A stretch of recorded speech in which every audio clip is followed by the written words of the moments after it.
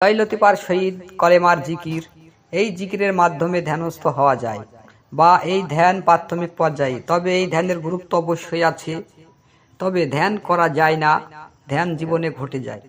যদি কোনো কামেল পীরের সুধাময় বাণী শ্রবণ করেন, শুনতে শুনতে একদিন আল্লাহ তাআলার প্রেমে পড়ে যায়, তার ভিতরে উচ্চ চেতনা বোধ জেগে ওঠে, প্রজ্ঞাময় হয়ে ওঠে, তখন সেই প্রেমে সেই ধ্যানে মগ্ন হয়ে ওঠে। তবে যারা প্রাথমিক অবস্থায় শুরু করতে চাইছি বা যারা ইতিপূর্বে শুরু করেছি বা যারা ইতিমধ্যে শুরু করব ভাবছি, তাদের জন্য অতি গুরুত্বপূর্ণ এই ধ্যান প্রসেসটি। ছয় লতিফার শহীদ কলেমার কেমনভাবে করা যায়। কলেমাকে নিয়ে নানানজন নানান ভাগ করেছে। আমার ভাগটি যে দেখাবো, আমার ভাগটি ছয় লতিফার ভাগ। লতিফাকে ছয়টি ভাগ করব। কোন লতিফা কোন জায়গায় অবস্থান করছে, কোন লতিফার জায়গায় কোন শব্দ উচ্চারণ হবে, কোন দিকে খেয়াল রাখতে হবে, তা অবশ্যই আমি দেখানোর চেষ্টা করব। কিন্তু যারা এগিয়ে গেছেন তারা ব্যাপারটা বুঝুন। কালেমা এমন গুরুত্বপূর্ণ যে নবীর কাছে প্রথম যেদিন এসেছিল, সেদিন এই কলেমার গভীরতা বুঝে উনি হতভাগ হয়ে পড়েছিলেন।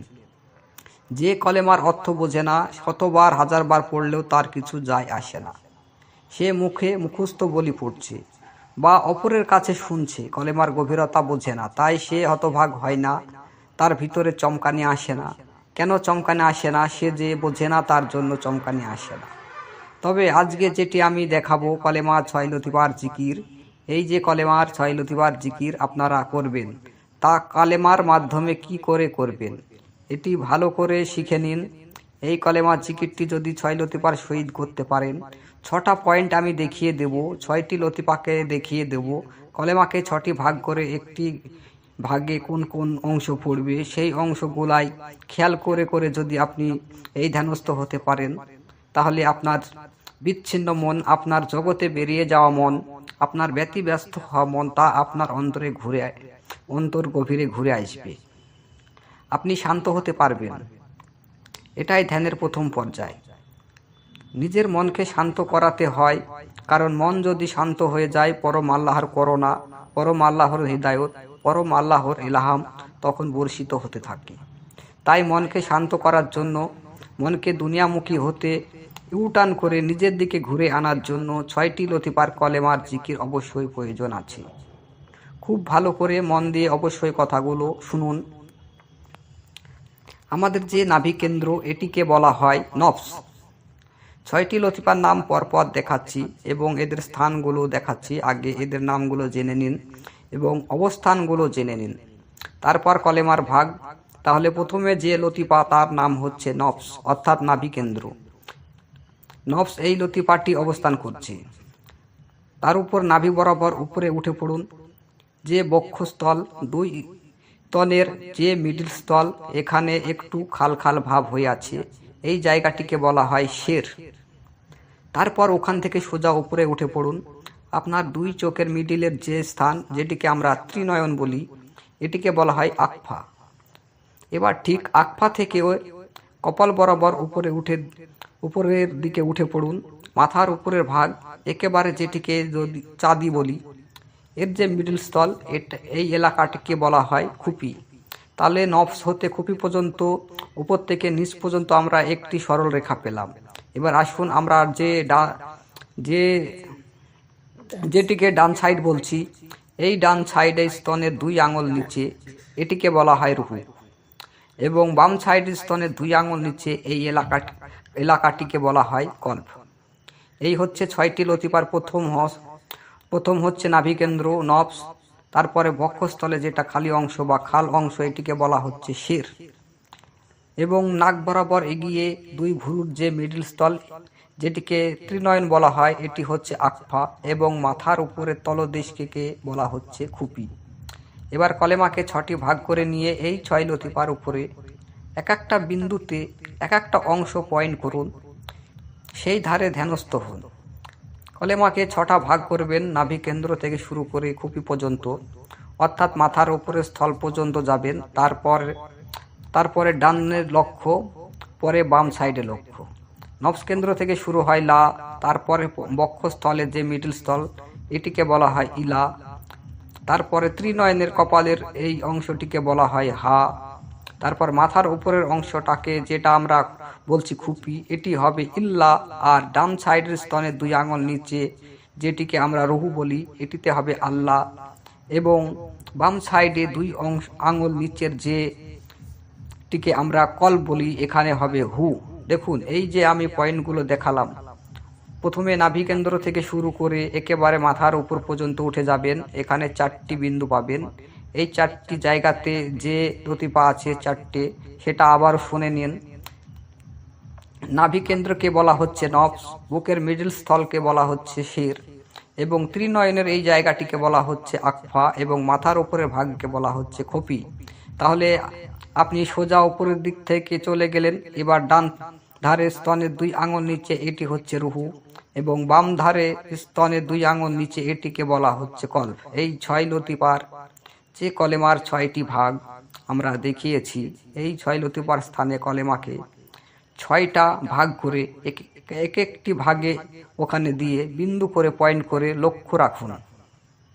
এবার কলেমাকে 6টি ভাগ করা হয়েছে, প্রতি লতিপাকে এক একটা ভাগ দিয়ে এবং সেখানে ধ্যানস্থ হয়ে লক্ষ্য করতে হয়। এই লক্ষ্যের মধ্যে দিয়ে ধ্যানস্থ হওয়া যায়।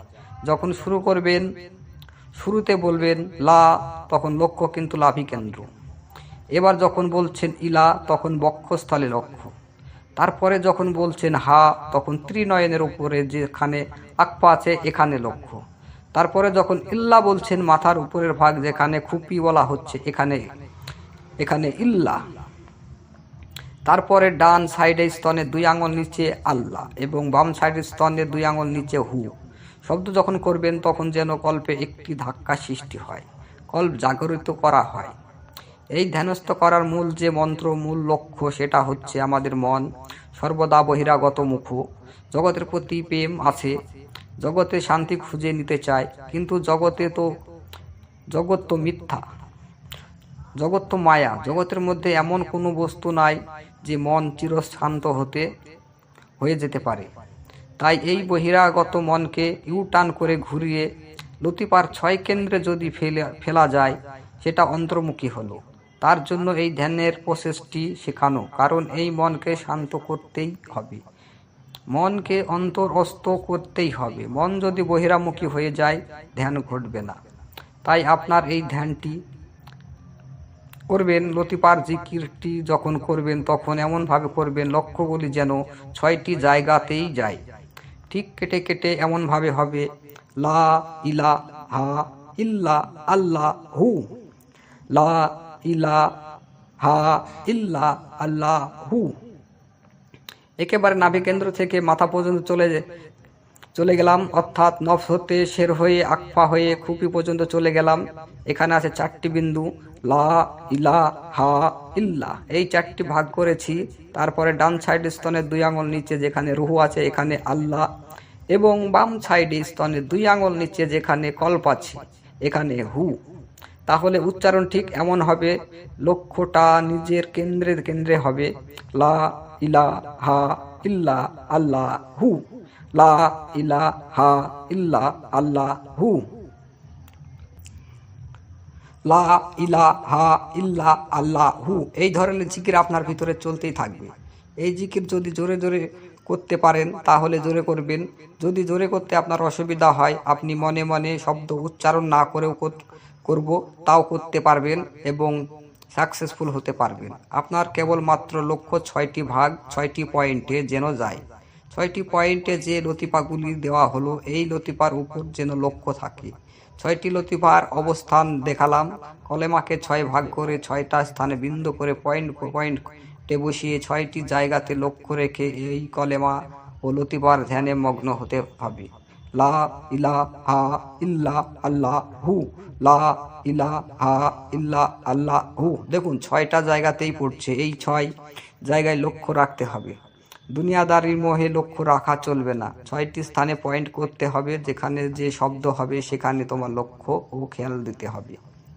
যখন আমি লা বলছি তখন নাভিকেন্দ্রে, যখন ইলা বলছি তখন বক্ষ কেন্দ্র, তারপরে যখন হা বলছি তখন কপালের মধ্যস্থল যখন ইল্লা বলছি তখন মাথার উপরের ভাগ, আল্লাহ যখন বলছি ডান সাইডের স্তনের 2 আঙুল নিচে, এবং হু বলছি তখন বাম সাইডের স্তনের 2 আঙুল নিচে। এই 6টি পয়েন্ট লা ইলাহা ইল্লা আল্লাহু, লা ইলাহা ইল্লা আল্লাহু, এই হচ্ছে কলেমার শহীদ 6 লতিফার জিকির।